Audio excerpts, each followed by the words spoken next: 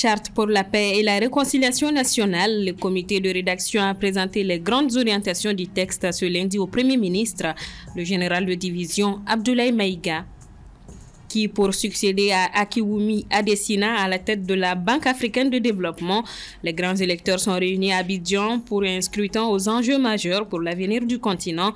Décryptage dans notre série spéciale. À Bamako, la journée de l'Afrique est célébrée en musique.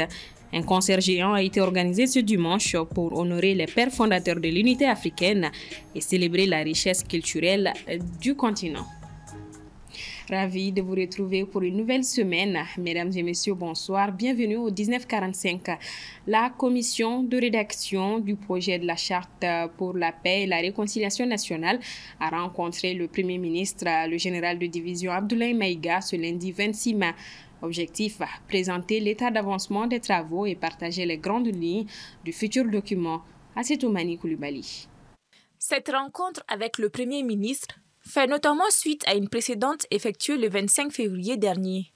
Ce lundi 26 mai 2025, il était question de traiter les derniers points évoqués dans la Charte pour la paix et la réconciliation avec les membres du gouvernement.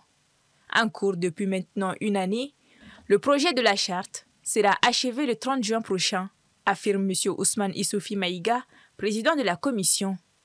C'est vous dire, Monsieur le Premier ministre, Mesdames, Messieurs les membres du gouvernement, qu'à cette date, nous pouvons vous dire que le projet sur lequel nous travaillons se trouve consolidé.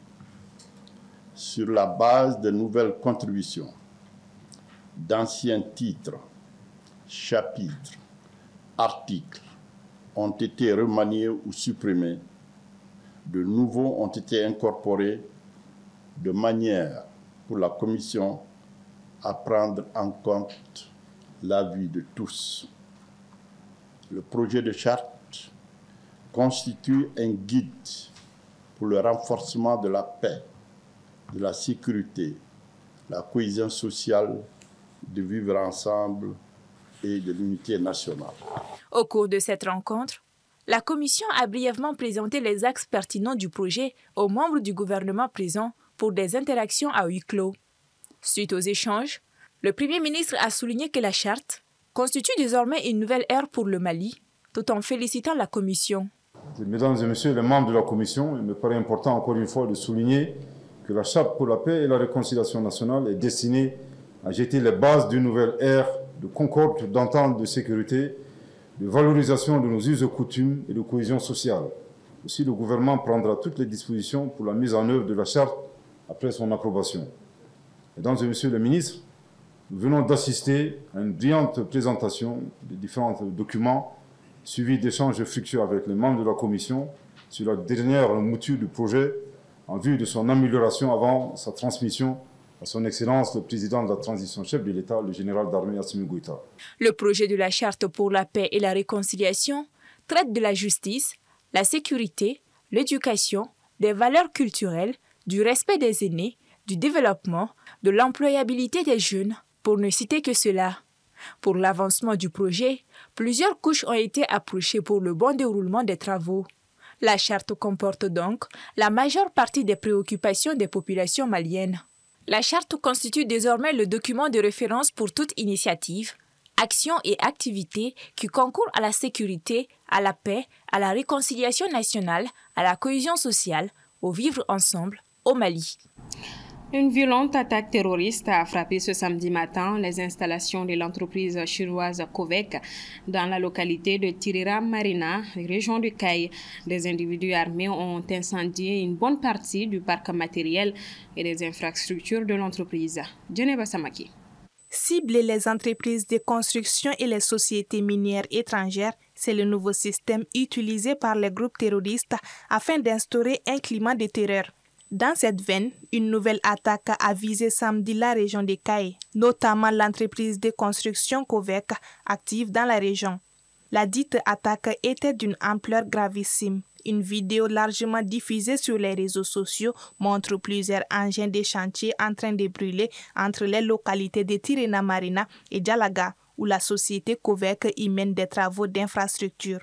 Les entrepôts et magasins de stockage ont également été ravagés par les flammes, causant des pertes considérables en équipements et matériaux. Les assaillants ont ensuite pris la fuite vers une destination inconnue. Cette attaque survient dans un contexte tendu, marqué par une multiplication d'actes terroristes dans la région de Kayes, où les groupes armés ciblent de plus en plus les intérêts économiques étrangers. 3 attaques en 3 semaines dans le cercle de Yélimane visent des entreprises étrangères.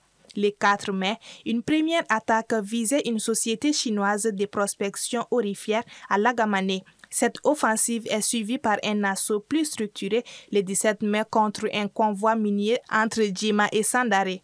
2 camions incendiés, un excavateur endommagé, 2 pick-up emportés. Selon des informations locales, autour de 7 gendarmes ont été tués lors de ces violences et 4 véhicules et armes lourdes saisis.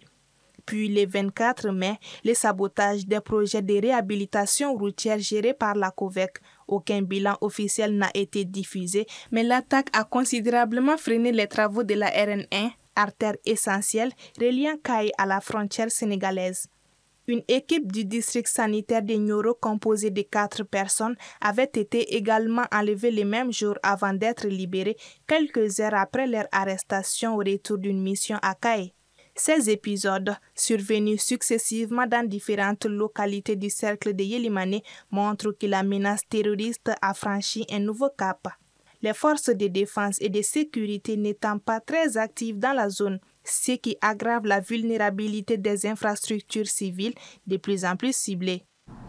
Les assemblées générales de la Banque africaine de développement se sont ouvertes ce 26 mai à Abidjan, au Sofitel Hôtel Ivoire, siège de l'institution. Ces rencontres qui rassemblent les grands décideurs économiques et politiques du continent s'achèveront le 30 mai par l'élection du nouveau président de la BAD. Il succédera au Nigérian Akumu Adesina. Quels sont donc les enjeux de ce scrutin continental? Élément de réponse dans le premier épisode de notre série spéciale avec Aminata Keita. La Banque africaine de développement, créée en 1964, est l'une des 5 principales banques multilatérales de développement au monde.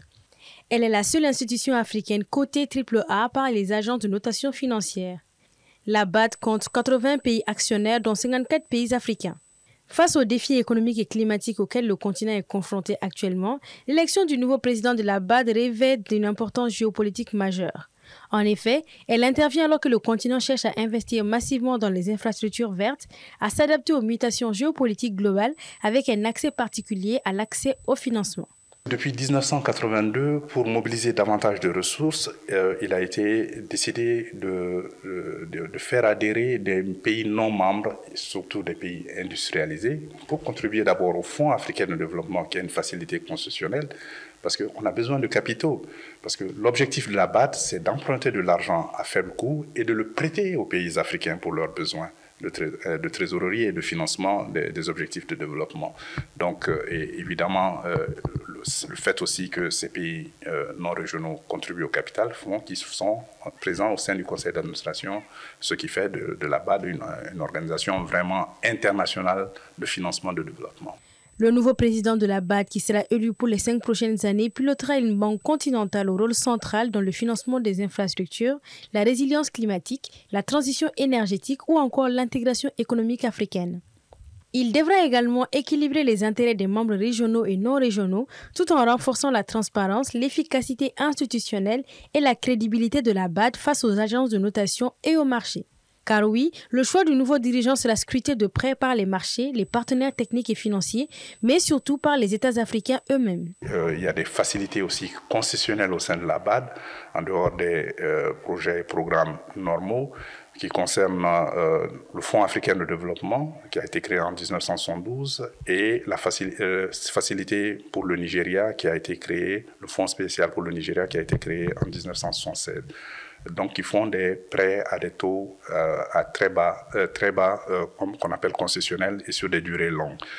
Donc, l'enjeu pour tout cela, c'est comment parce que c'est la plus grande institution panafricaine financière de développement. Donc, évidemment, l'enjeu est de taille pour l'ensemble des pays. De ce lundi 26 au mercredi 27 mai, avant l'élection, le groupe de la BAD examinera en profondeur, courant ses assemblées, la manière dont l'Afrique peut mieux exploiter la richesse de son capital et relever les défis actuels tels que le lourd fardeau de la dette, le changement climatique et la hausse des droits de douane dans un contexte géopolitique complexe, a déclaré le secrétaire général et l'économiste en chef de l'institution.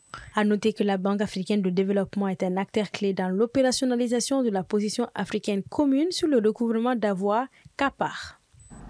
Le 25 mai, l'Afrique célébrait sa journée à Bamako. C'est un grand concert populaire qui a marqué cette commémoration organisée à la place du cinquantenaire par le ministère de la Culture. L'événement a rendu hommage aux pionniers de l'organisation de l'unité africaine et mis en lumière la vitalité culturelle du continent. Retour sur les temps forts de cet événement avec Smaïla Fani.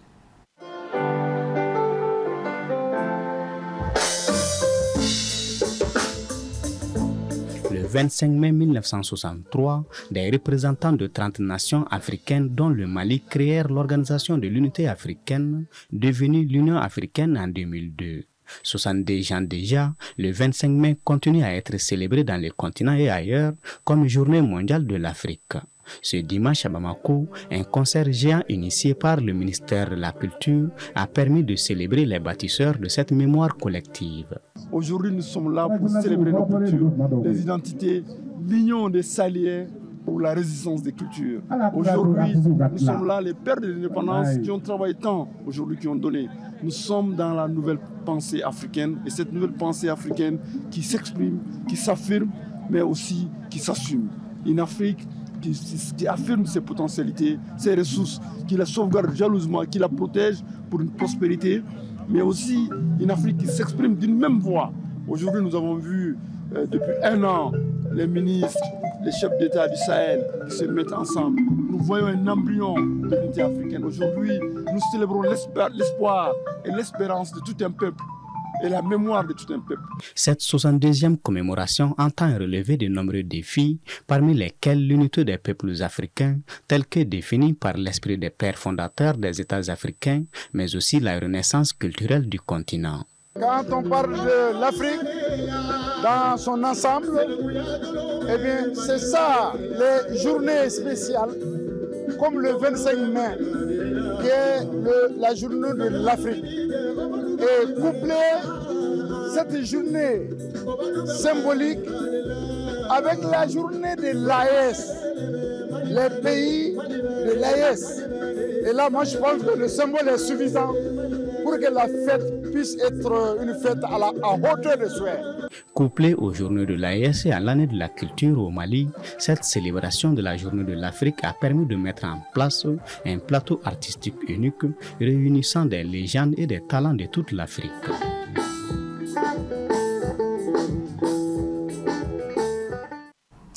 Et on parle sport avant de boucler cette édition. Le tirage au sort de la Coupe du Monde des moins de 17 ans, édition 2025, s'est tenu ce dimanche à Doha, au Qatar, dévoilant les affiches attendues de cette compétition historique.